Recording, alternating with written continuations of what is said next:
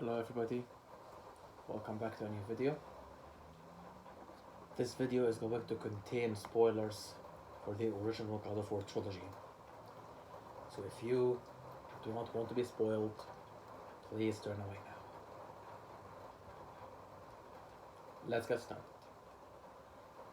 If you've been watching my channel, you will know that in the year 2018, when I was 13 years old, really young, I uploaded a playthrough of God of War 3 Remastered on the PlayStation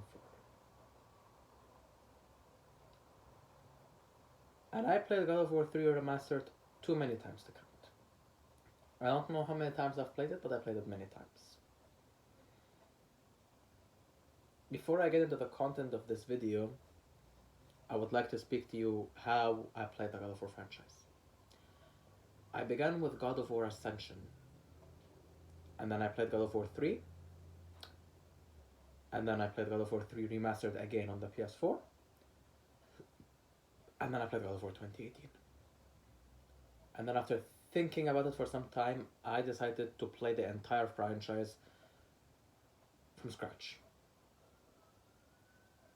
And so I did play the entire franchise, and as I saw the story unfold, everything made so much sense.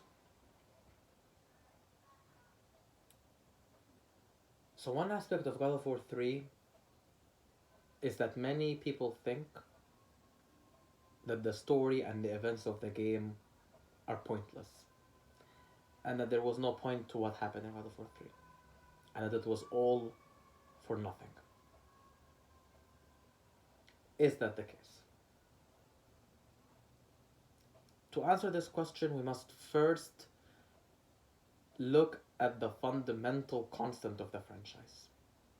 The fundamental is this: Kratos gets overrun in battle, cries out to Ares for help, Ares comes down, destroys the enemies, Kratos pledges loyalty, and then Ares turns him into a servant who ends up killing his wife and child.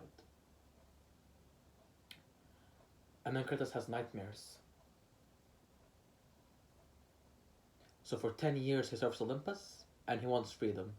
He is told, go across the desert, take Pandora's box, open the box, defeat Ares. He did all that, but still they didn't give him freedom. So he attempted suicide, but Athena saved him. Fast forward 13 years later, we got God of War 2. Zeus decides to betray Kratos, murder him. Kratos goes into the underworld, goes back to life, travels across the land, meets the Sisters of Fate, goes back in time, and changes history. And now he wants revenge and the destruction of the very foundation of Olympus. So in God of War 3, the storyline is a bit similar to that of God of War 1. God of War 1, find Pandora's box, you will gain the power to kill Ares. God of War 3, find Pandora's box, you will gain the power to kill Zeus. But what's the difference? What's the difference? Kratos already opened the box. So why would he go through the process of opening it a second time? And he already had the power within him. When he opened it to kill Ares, he had the power in him. He already had the power to kill Zeus, so why would he go again?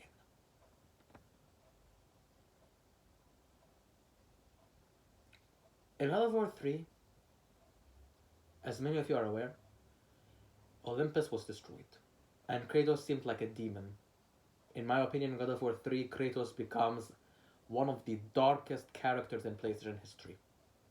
He killed a lot of innocent people, destroyed Greece in the name of vengeance. So you must think that a man like Kratos is irredeemable.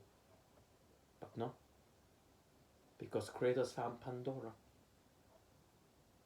who looks like a child, but she's not a child. And she was the only character who was able to redeem Kratos. Kratos had no problem killing millions of lives, but when it came to this girl, Pandora, he didn't want her to die. When they got to the chamber, and Pandora said that she would have to go, Kratos stopped her. Kratos didn't want her to go. He didn't want her to die. He began feeling love again. He was reminded of how he couldn't save his own daughter, but now he has a chance to save this girl. So he didn't want her to die. And then he was grabbing her until the very last second. But then Zeus is like, don't fail her like you failed your family. And Kratos lets her go and attacks Zeus. How very tragic, honestly. How very tragic. When I played it, I was too young.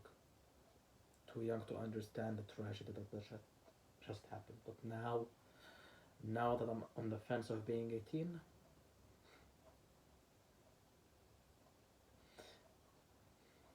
how very tragic, man.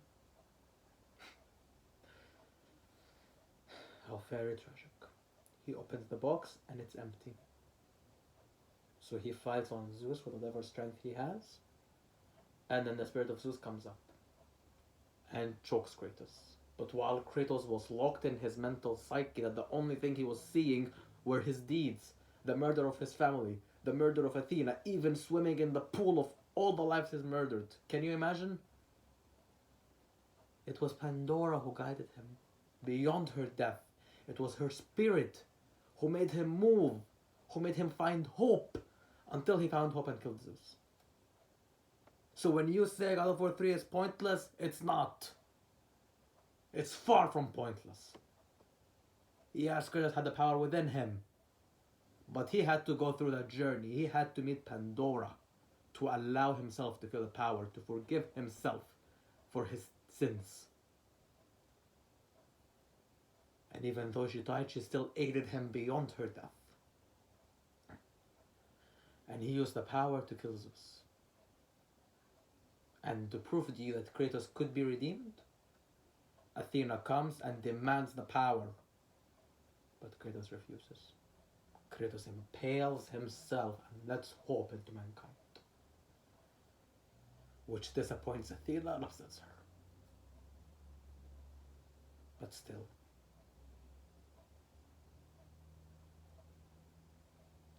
Even though he did all of these hideous crimes, this one girl was able to change his heart, Pandora. And she died. Such a tragedy. It had to happen. It had to happen so that Kratos can find forgiveness, so that Kratos can find hope. And he found hope eventually. Even though it was in him all these years, he couldn't let it out. There had to be something that would awaken the spark of hope within him. And that something is Pandora. And that's why the story of God of War 3 was really needed. And that's why it's not pointless. And by the way, God of War 3 is my favorite game in the original trilogy. Because it's the one God of War game that I played the most. I played it many times. Thank you all for watching. See you in the next video. Peace.